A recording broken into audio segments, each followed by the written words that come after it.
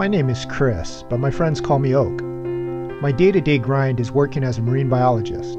It's a great job, but my passion is breath hold diving, or what we call free diving, and I'm a first-generation spearfisherman living in Southern California. While I enjoy hunting, fishing, and vertebrates, the ocean has brought its share of adventures to me, and some of them have been pretty darn scary. But in the end, I love my life, and if I get something to cook later on to share with my friends and family, I'm pretty stoked.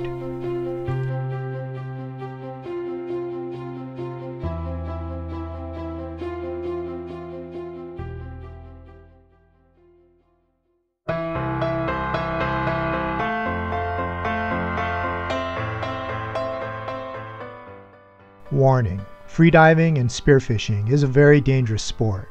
You should consider taking a freediving course, and you should be accustomed to ocean diving conditions before you try freediving. Make sure you dive with a competent dive partner. Dive at your own risk.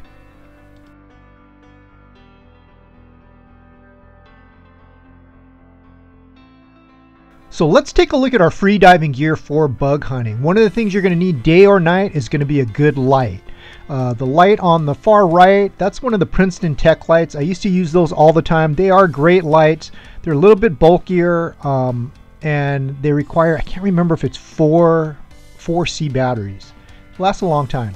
But the newer generation lights are even better. This is one of the Dark Waters dive lights. It's the V11. The best thing about it is it's rechargeable. This button on the center, when you first light it up, it turns blue. And then as the night progresses, it'll turn green, and then red, then start flashing. You get a solid 5 hours plus. Sometimes it goes up to 6 or 7, but I get a solid 5 hours on that particular light. Now, both of these lights have bug gauges mounted to them. The one on the right, this is the typical, the old school one that we used to have. It's made out of aluminum, works fine, 3 1/4 inches for the measurement. But the newer ones, like this is the one that Woody makes from Mutiny Dive Company. Same measurement, but it's made out of thick stainless steel. This one doesn't bend. Very, very durable. I've slammed them up on rocks, mounts right to my dive light. You can mount it not only to the small dive lights, but he also has the different hose clamps that'll fit a big dive light too. Works out great. I have zero problems with that gauge. It doesn't lose any measurement like some of those aluminum ones, like the old school ones. One of the things that I do different is I have a bicep strap with a coily cord, and I made that out of an old telephone cord. And this was a trick that Ryan Moore taught me. Instead of using the wrist holder like most lights come with, this one goes around your bicep, and that way if you get you're working on a reef or something and your arm gets, or the light gets caught inside the hole, it'll stretch like 2 or 3 feet depending on how you have it made. Mine also has a tuna clip, just so I could clip it on and off. You definitely don't want to wear this when you're reaching into a hole, because if you get stuck underneath there and you can't see what's going on and you can't back yourself out, you could drown in there. And that's why I try to do things as safe as I can. Some guys will actually attach their light to like a float line too. So for the rest of the gear, let's look at our fins. Now we have 2 choices. You could go with your regular long blades like you would use when you're normally free diving, or shorter scuba fins with scuba booties. Now when I wear scuba booties and scuba fins, a lot of guys laugh and like, you don't know what you're doing. Here's the secret. When you're on hard volcanic reef, it's nice to have hard-soled booties, because the rocks don't dig into you like they would when you're wearing long fins and you're using those real thin booties that are only like, what, 2 to 4 millimeter. Those get torn up really easy on the reef, and especially when I'm trying to run from waves, I want to get out of the water as fast as possible. So for me, if the swell's big at all, I almost always go with scuba fins. Scuba fins have a heel strap that's easy to take the fins on and off. I could get them off really quick. And again, you have those hard sole booties. With the scuba fins, I can still hit 25 or 30 feet down if I need to. Long blades are definitely easier if you want to dive deeper, that is for sure. But most of my bug diving is fairly shallow, so I go with scuba fins if it's rough. Bug bags, there's a lot of different types. The best ones, like this is the one made by Mutiny Dive Company. It's heavier duty, it doesn't tear up as easy, and most especially it has this quick release on the side. So if you get hung up on the reef and you're underwater, all you do is you pull on that strap and it unclips and falls to the bottom. You could easily fit a limit of lobsters in there. The limit is 7, and we'll talk about that later, but they fit fine inside that bag. Dive knives, I always carry 2 dive knives. and that's in case you drop one when you're trying to cut yourself out. So I have one on my bicep, and the other one I usually have on my weight harness. Now most guys don't dive with weight harnesses. I dive with it because my back is pretty trashed. If you are starting out, you want to start out and use a regular weight belt. They're much easier to drop in case you get in trouble. And my harness actually has my backup light, the secondary light. That one is also made by Dark Waters. It is also LED, runs on little batteries. For masks, there's a billion different kinds of masks. Just make sure it fits your face good, nothing special. This particular one has a action cam mount because I do a lot of filming. And snorkels, one of the things, if you're diving at night, you're going to want to use a Xylem or chemical stick. It's one of those ones that you crack and the two chemicals mix and give off light. That's so your buddy can find you at night, and also, more importantly, so you don't get run over by boats, because there's going to be a lot of guys dropping traps and hoop nets and things. For gloves, I like Kevlar palm gloves. My Kevlar palm gloves will last a lot longer than regular scuba gloves. Regular scuba gloves won't even last me 6 months. When I'm diving for bugs, it's typically once a week. These ones last a lot longer. The Kevlar just takes a beating. But I still will add a little bit of shoe goo on the tips so they don't get torn up as bad. For wetsuit, you can go with any different styles. I wear a 7mm top and a 7mm Farmer John during the winter time because it is cold a lot of times. And I will switch over to 5mm when it hits about 62 degrees. But usually I'm wearing the 7. And all of my wetsuits are skin in. That means you're going to have to use some kind of lube to slide in and out of them, or to slide in them rather. I just use antibacterial dish soap that's mixed with water. That way, a lot of times, especially if you're peeing in your wetsuit, it takes the funk out. It's not as bad, and I don't get any infections too. But that's it. Lobster diving is relatively inexpensive as far as gear-wise. It's not like you're going to have to buy an expensive spear gun, and this is basically the gear that you would need, or that you would kind of want to do. And everybody does a little bit different. This is just how I do it. Okay, we're heading out to the dive spot right now, and when we get there, we're going to do a check and make sure that the conditions are okay and safe to dive. Basically, you never want to dive when there's anything that could potentially go wrong, because underwater there's a lot of things that could go wrong. Those things, some of them you can control, some you can't. Conditions, you can't control conditions, but you could always cancel a dive and do another dive another day. What we're going to look for is we're going to check swell height, especially because where we're diving, it tends to be rocky. Most of the best lobster areas are going to be areas that have a lot of rocks, crevices, and oftentimes where I'm diving, it's like volcanic rock. It will tear up your gloves and your gear pretty well. Also, when you get pounded on the rocks, you get torn up as well, which is why we're going to check conditions of swell. The other thing we're going to look for is underwater visibility, and you can kind of tell that when you're looking down at the waves. You're going to be looking for clean water and not green or brownish water. The other things we're going to check is our entry spots. We're going to make sure it's going to be safe to enter, and I always have what I call my ditch exits. Ditch exits are exits that if my primary exit when I'm coming out is too rough, which happens quite often, I'll have a ditch exit that'll be further down that I know is going to be safer. It's a longer swim, but it'll be safer. And again, as I go through these things, one of the things that you should know is you should really never dive alone. I dive alone because my schedule is kind of whack, and a lot of times my friends can't make it. And I have a lot of experience doing it. Doesn't mean something's not going to happen to me. It means the chances are it's going to be less likely. But you should never ever dive alone, especially when you're starting out. Make sure you have a dive buddy.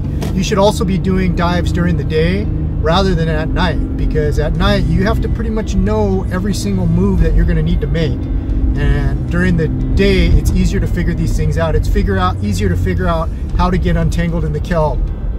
If your gear gets stuck, how to get it unstuck underwater. The way that we're doing it is by breath hold. We're free divers, which are breath hold divers.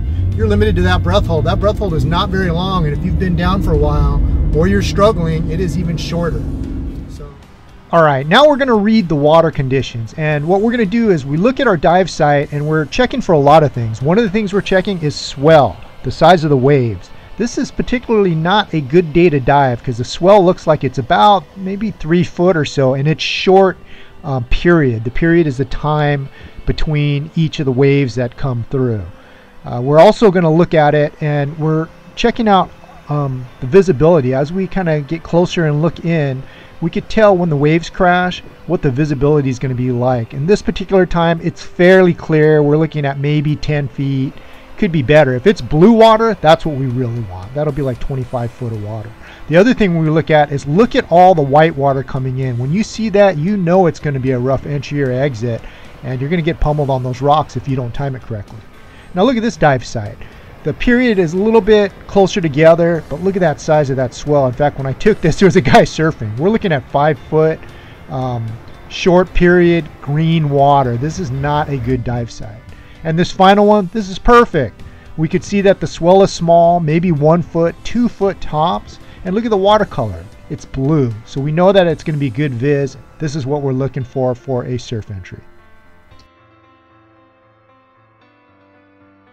All right, we've done all our homework, and now it's time for us to do our dive. I'm sitting on the edge of the reef, all my gear's on, and I'm watching the swell because unfortunately the period seems to be a little bit shorter and the swell a little bit bigger than we anticipated. So that means we're gonna have to time the entry. What I'm doing is I'm watching those waves come through. Typically swell will come in sets of 3 waves or so. It could be more, it could be less, typically about 3. So you'll notice that some of them are small, but look at that big one in the back. I wait till that one passes. Looks like it's flat beyond that. Time to jump in. Kick right in, get out of that white water. You could see all the bubbles as I'm swimming through. That means that wave had a lot of force and it just, stirred up the water. So I'm kicking through, trying to get out of that surf zone before a big wave comes and flips me over, which has happened before. So I'm kicking through. Unfortunately, I look up and a big wave is coming. So what you do is what we call the barnacle. I'm going to grab onto this rock, the biggest rock I could find, and hold on. That wave is going to wash right over me. And you can see it just pummel right over me right now. Then keep kicking. Stay out of the surf zone. I can't caution you that more than anything. A lot of guys lose gear. It's always in the surf zone. So once you get beyond it, it's much easier to kind of start your dive. It's safer. Sometimes people ask, are there any scary animals? Well, yeah, there's sharks, but most sharks aren't that dangerous. This is just a curious soupfin shark. He's going to be more scared of you than you will be of it. In fact, you'll see it bug out as I get closer. They're really cool and very common along the reef like that, especially during this time of season. Some of the other sharks that we see, horn sharks, are very common. They're also harmless to you. They call them horn because it has a horn on their back. But mainly this is a day dive actually, a day bug dive, or bugs are what we call lobsters, I should clarify. But we're looking at all the habitat, and it'll kind of tell you what you're going to need to look for at light. You're looking for crevices and things. And we still use a dive light because you will need to look into the holes to find your lobsters, like these guys. Those two are short, so we're not even going to bother with them. And another soupfin shark comes and buzzes me. They're harmless. Don't have to worry about them. So again, this is a day dive, and you could see how much that light helps out because the lobsters don't like light. They're going to be hiding in the back of caves. So I lit this one up and was able to wrestle them out. Usually it's not that easy. Usually they're immediately will scurry to the back of the cave, which is what you're going to see in some of the other video as we go through it. And the benefit of having a mutiny gauge or something like that is you just hold the lobster, the gauge is mounted on there, and you're easily able to measure it, tell if it's legal. This one is legal, so in the bag it goes. Are there any other hazards to worry about? Yeah, moray eels. In fact, a couple of years ago, I was grabbing a bug out of a hole, and as I was wrestling it, a moray eel bit me through my wetsuit, cut right through my skin. They're common under the bigger rocks, it seems like. Now, where do you find where do you find lobsters? You're going to find them in crevices, in caves, in seagrass, things like that, places that they can usually hide. Now, we can kind of tell that it's starting to transition. It looks like towards dusk. That's all the kelp that you have to learn to swim through. Now, if a lobster is too small, we call it a short, and you have to let those go immediately. The measurement, we'll show you closer as we go along through the video, but the measurement is between the horns all the way to the back, has to be 3 1/4 inches. There's another lobster hiding in the back, too hard to get to, just pass on it. The bigger ones you're going to notice are always almost impossible to get to, or you're going to have to be very fast when you grab them. Always looking in the holes, all the crevices, that's where the lobsters live. There's another one right there. And was able to grab that one as well. But anytime you put your light in holes, make sure you light it up good because sometimes there will be a moray in there and you don't want to grab it. Now the best part about night diving, what I really enjoy, is it's beautiful outside. This one's a clicker. A clicker is a barely legal lobster where the gauge touches on both ends. I always let those go. It's not worth it because it's up to the officer's discretion whether or not he calls that legal. And there's plenty of legal lobsters once you know how to find them. Again, light up that hole, reach in as quick as you can, try to grab them by the base of the horns. The ones that you usually see walking around are going to be shorts. Undersized lobsters is what we call them.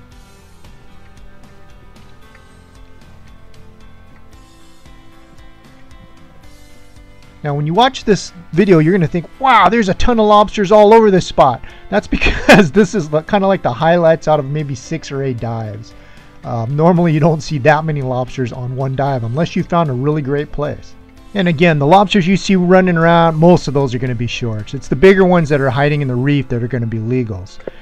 If you hear a clunk when you're during this video, that's my camera hitting something, and that's why it's not a good idea to wear an action camera when you're starting to dive. Now, the one caution I'm going to tell you is if you see a lobster in a cave and it's too far to go into, don't grab it. It's very dangerous. It's very easy to get stuck in a cave. Usually I will only go in crevices that are maybe up to my chest. I won't go any deeper. Not worth it. So there it is, folks. We lucked out and we got a limit of lobsters. A limit is 7 lobsters. I forgot to tell you, when you before you leave the dive site, make sure you fill out your lobster card and record how many lobsters you had. Otherwise you are breaking the law. That's one of the new regulations. Now the way we measure a lobster is between the top of its horns to where the back connects to the tail, and it'll be very obvious. So this one is clearly legal by at least, I don't know, a centimeter or so. If the end of that gauge went to the break in the back, that would be a short or an illegal lobster, and we would have to release it back in the water immediately. So it's a good idea to measure yours, of course, when you first catch them, and I also measure mine again before I leave the dive site just to make sure they're not clickers or anything like that. And like I said, these 7 lobsters easily fit inside the Mutiny dive bag too, and that's why it's my favorite bag to dive with. Now if I'm gonna put this lobster out of its misery, there's 2 ways to do it. One is you can insert the dive knife right there between the horns and twist it. That's about where the brain is. Or you could throw them in the freezer too. Now it's up to you to decide whether or not a lobster will feel pain. I just don't want them to suffer, so that's what I do. This particular lobster is a male. See those 8 little things on the bottom? Those are the swimmerettes. On the male lobster, they're small. On the female, they will be much larger, and so oftentimes the female in the center of her chest where all those legs are, you're going to see this stuff that looks like gray chewing gum. That's actually the sperm packet, and you'll see that right in the springtime before lobster season ends. This is a really cool sequence of what we call lobster molting. A lobster's skeleton, or its exoskeleton, when it gets tight, the lobster will actually shed it like a snake sheds its skin, and you'll see the molts wash up on the seashore. They're not dead lobsters, it's just the old skin or exoskeleton of the lobster. This particular one is a large female. You can see how big her swimmerettes are underneath the tail, those large flaps. That's how you tell the difference between a male and female lobster.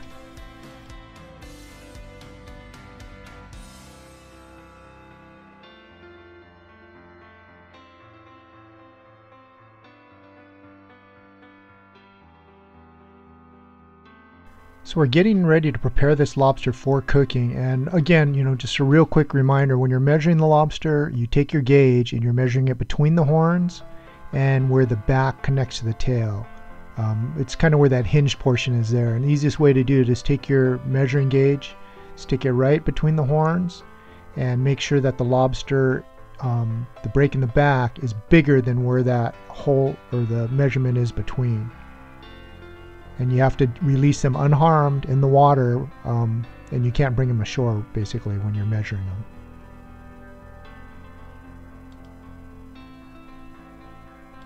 Now this particular recipe calls for the lobster to be kind of chunked up. And mainly it's going to be the tail meat and some of the meat in the head. And the easiest way to separate the tail from the head is to take a sharp knife, make a cut underneath the carapace on the bottom, then cut it where the rest of the tail attaches to the body.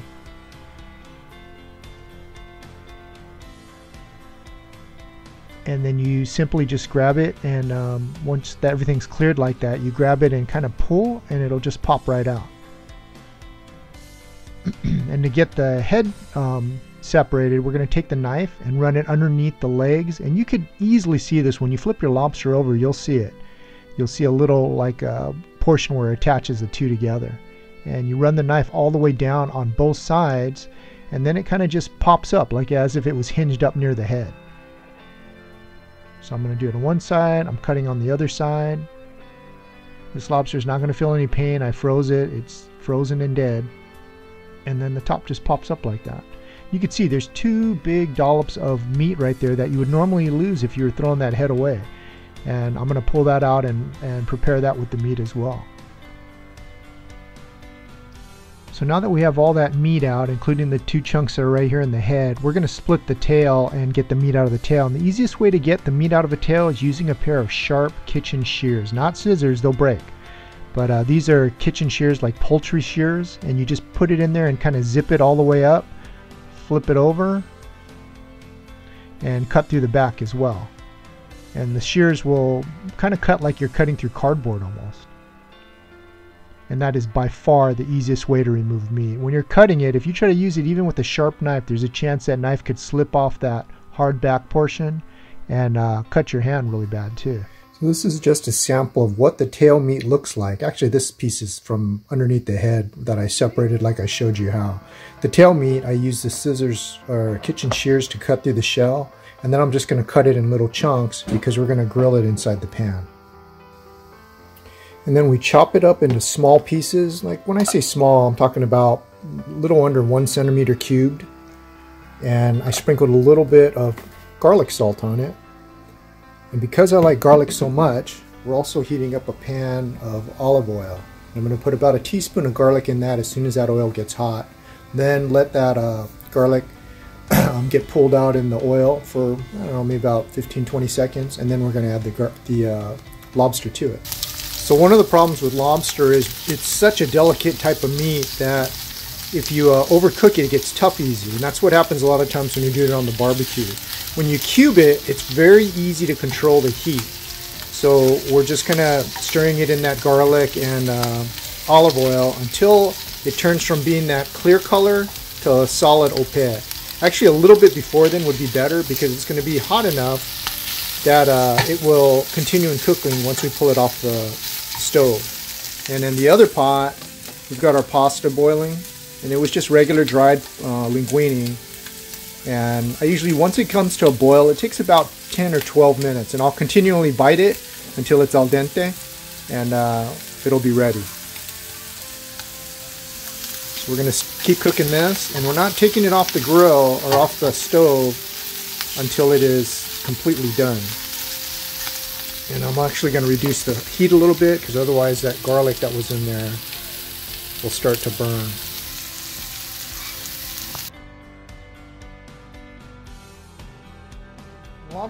During lobster season, we tend to eat this kind of pesto pasta a lot. So I like to keep stuff in hand that I can make at any moment. These are just cashews. They're salted.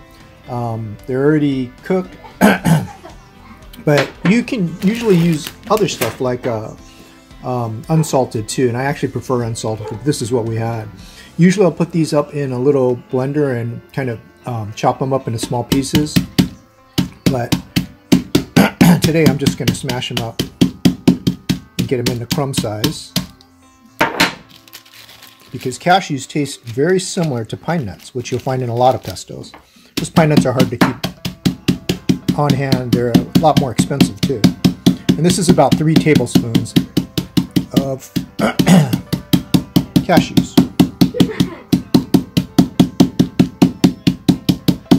Easy, quick. And for the pesto sauce, I just use about a half a cup of olive oil, and then I mixed in about 3 tablespoons of Parmesan cheese. And I just use the pre-grated one because I'm lazy. Basil, if you could use fresh basil, that's better. I just use the dried stuff because that's what I keep around at home. And about a tablespoon of chopped garlic. And again, I buy this pre-chopped just because it's easier. You can't really beat fresh basil and fresh chopped garlic, but I'm trying to do this quick because I'm making it for my son. And a lot of times I just don't have time to do all the shopping. And the last thing I did was added the cashews. And we're going to mix it all up, and I'll put the full recipe at the end. You want it a little bit thick, but not too thick. You just add the Parmesan cheese to make it thicker. I don't add any salt to mine because oh, my timer went off for my pasta. Because the cashews were salted, and also there's a little bit of garlic salt on my lobster. You could always add more later. So what I'm going to do right now is drain the noodles and combine all the ingredients. So the last thing I did is added a little bit of olive oil to the pan. You could add a little more garlic, but I tend not to do that just because the pesto has so much garlic in it, and you could add garlic later. The oil's to keep everything from sticking. And let me turn down the heat a little bit. So you put your pasta in, and then it's just a matter of adding your pesto sauce and your lobster together. So I'm going to put this down just so you can see when I add it later. And that's it. All the ingredients have been combined under kind of a low heat.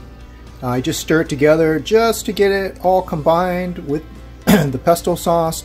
Turn the heat off, let it rest for a few minutes just to cool a little bit, and go ahead and serve it. That's it for that one. Lobster pesto pasta, made at home, very quick.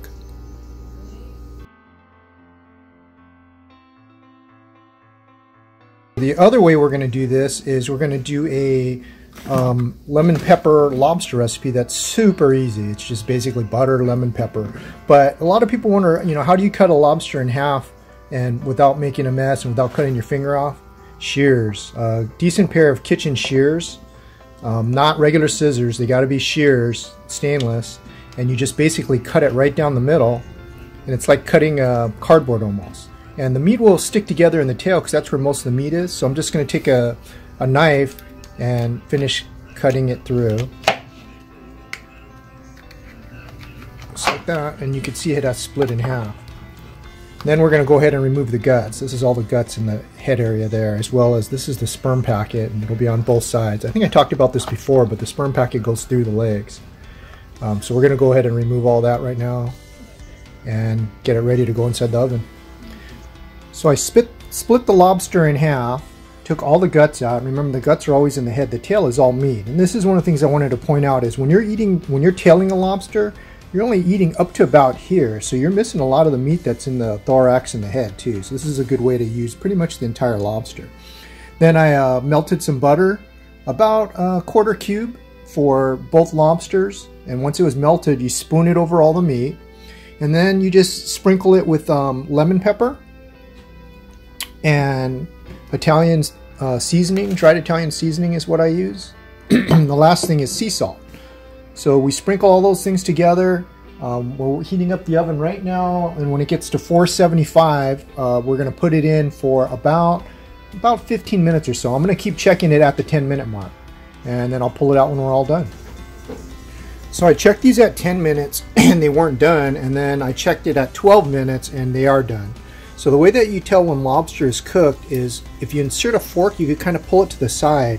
If it's white, like opaque white, that's good. It means it's cooked. And you actually want to remove it when it's still a little bit clear in the middle, because as the lobster cools, it's still going to cook. But you could tell none of it's clear in there. It's all that opaque white color. So that means these are done. And I'm just going to let it cool a little bit, and then we're going to go ahead and eat them. But that's all there is to that recipe. Real simple, and it is delicious.